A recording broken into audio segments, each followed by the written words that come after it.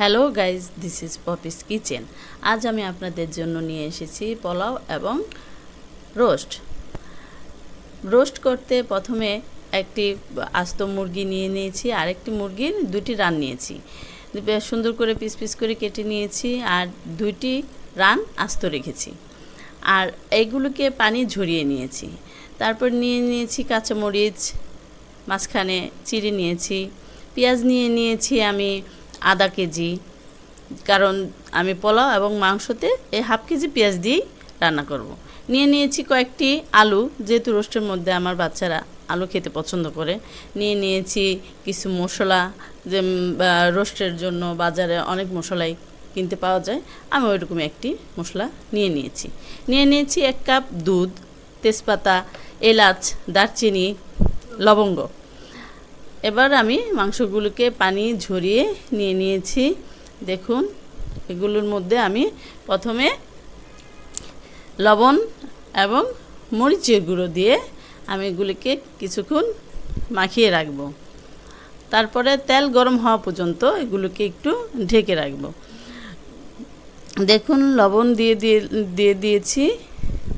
তারপরে দেব একটু মরিচের গুঁড়া। মরিচের গুঁড়োটা আমি পুরোটা দেব না, দেখুন দেখুন হ্যাঁ। তারপরে আমি সুন্দর করে এগুলোকে মেখে নেব। এখানে অনেকে হলুদের গুঁড়া ব্যবহার করতে পারেন, কিন্তু হলুদের গুঁড়া ব্যবহার করলে কালারটা হলুদ হলুদ হয়ে যাবে, যেহেতু রোস্ট। এজন্য আমি একটু মরিচের গুঁড়া দিয়ে মাখিয়ে নিলাম। এগুলিকে ভাজতে হবে, তো সুন্দর করে ভাজবো। এগুলিকে ভেজে নিলে অর্ধেকটা সিদ্ধ হয়ে আসে, আর রোস্টটাও খেতে ভালো লাগে, মাংসটা হাড়ের থেকে ছেড়ে যায় না। এজন্য একটু হালকা ভেজে নিলে গন্ধটাও আসে না। আপনারা দেশি মুরগি নিয়ে নেবেন। দেখুন, আমি দেশি মুরগি নিয়ে নিয়েছি। হ্যাঁ, এভাবে সুন্দর করে চারিদিকে ভিতরে লবণটা যেন ঢোকে ভালো করে মেখে নিতে হবে। এই তারপরে আমি কিছুক্ষণ ঢেকে রাখবো। হ্যাঁ, এই তেল গরম হওয়া পর্যন্ত আমি ঢেকে রাখলাম। আমি কড়াইতে তেল দিয়ে দিচ্ছি। দেখুন, তেল গরম হয়ে গেছে। এখন আমি এর মধ্যে এক এক করে মাংসগুলি দেব। আপনারা বন্ধুরা একটু সাবধানে থাকবেন, মাংস ফুটে আসে, গায়ে আসতে পারে। আর আঁচটা, চুলার আঁচটা আপনারা মিডিয়াম আঁচে রাখতে পারেন। তেল গরম হয়ে গেলে, বেশি হয়ে গেলে, আঁচটা বেড়ে গেলে মাংসটা পুড়ে যেতে পারে। এই যে মাংসটা আমি দেখুন উল্টে দিচ্ছি।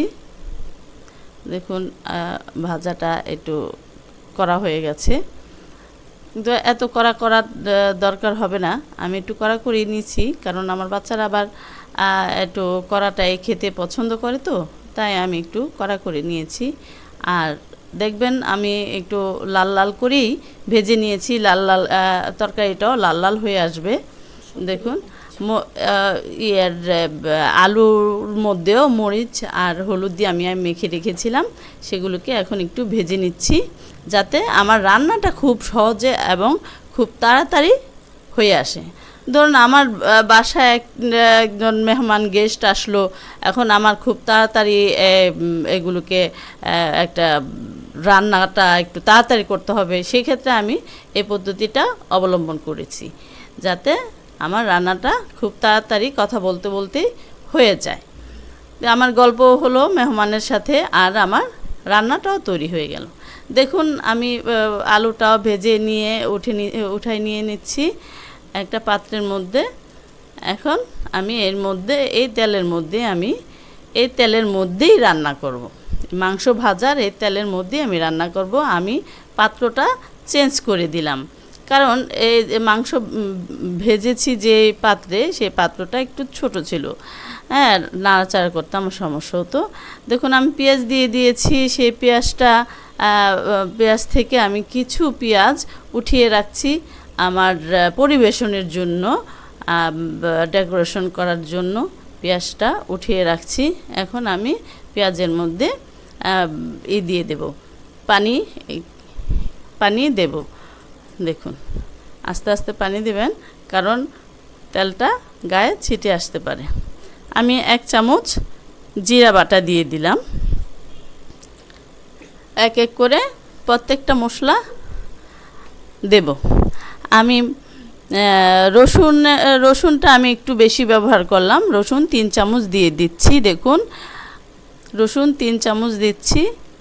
হ্যাঁ, আর দেব আদাও প্রায় আমি 2 চামচের মতো দিয়ে দিলাম। তারপরে দেব এক এক করে সব মশলা। লবণ দিলাম। দেখুন লবণ দিচ্ছি হচ্ছে 2 চামচের মতো, 2 চামচের মতো লবণ দিলাম। তার মধ্যে নেড়ে দেব, একটু নেড়ে মশলাগুলি নেড়ে দেবো। দেখুন মরিচ দিয়ে দিচ্ছি, কাঁচা মরিচটাই আমি ব্যবহার করেছি, কারণ রোস্টে কাঁচা মরিচটাই যায়।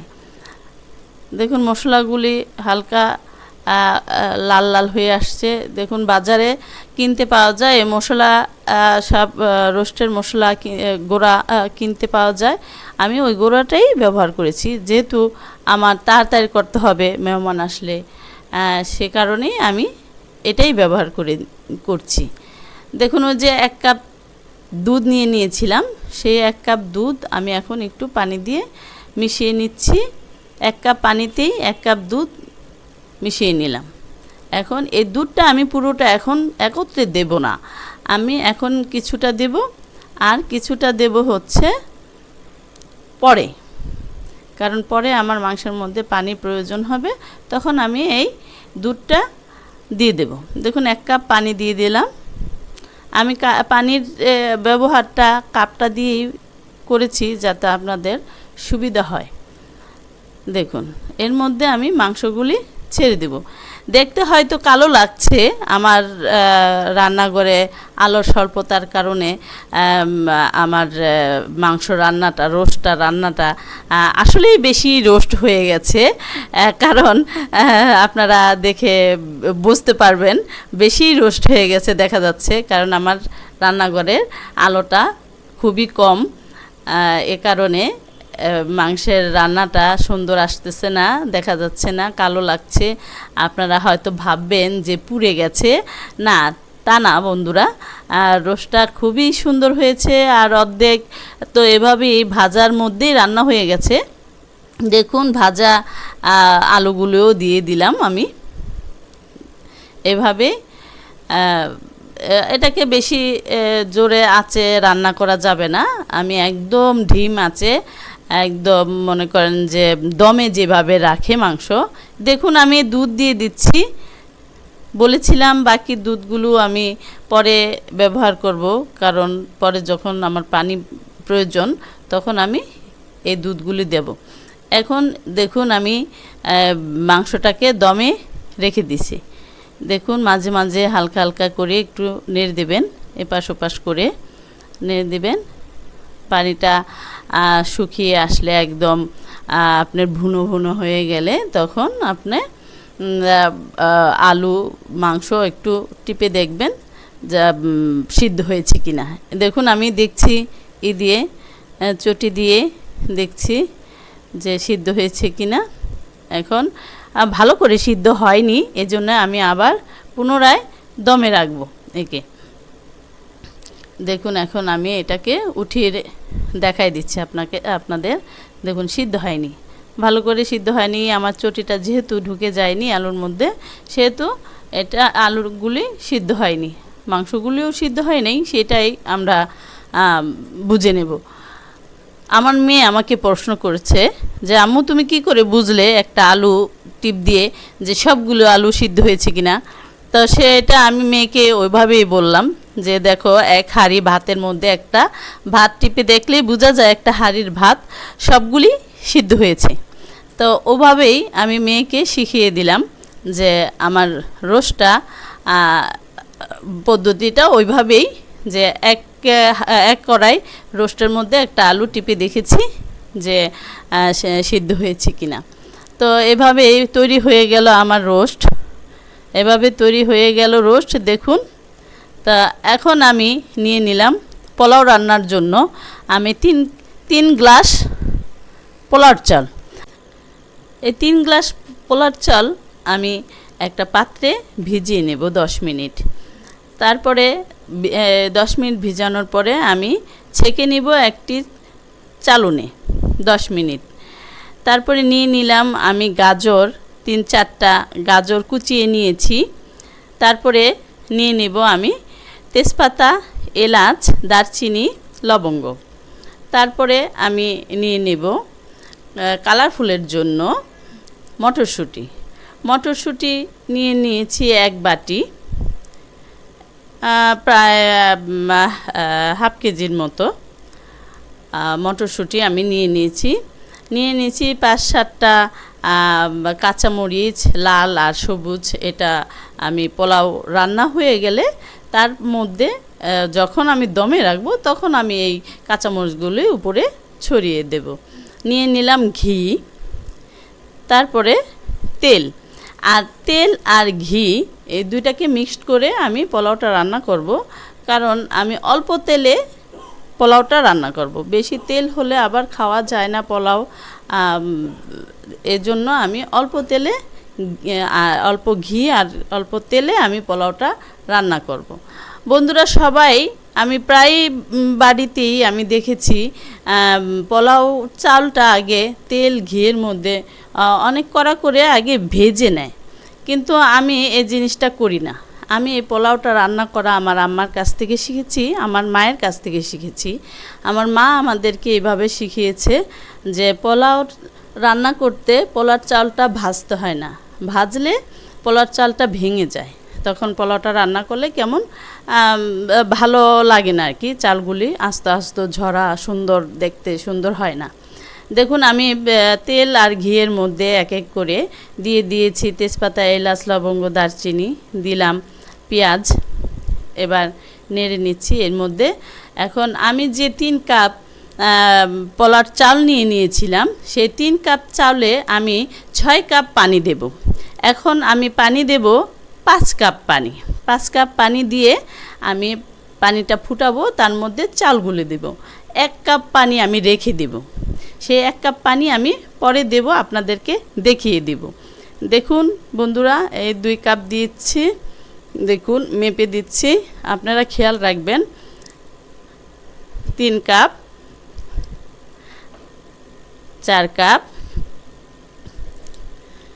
এই 5 কাপ পানি দিয়ে এই 5 কাপ দিয়ে দিলাম। এর মধ্যে দিয়ে দেব আমি গাজর, মটরশুঁটি আর স্বাদ মতো লবণ।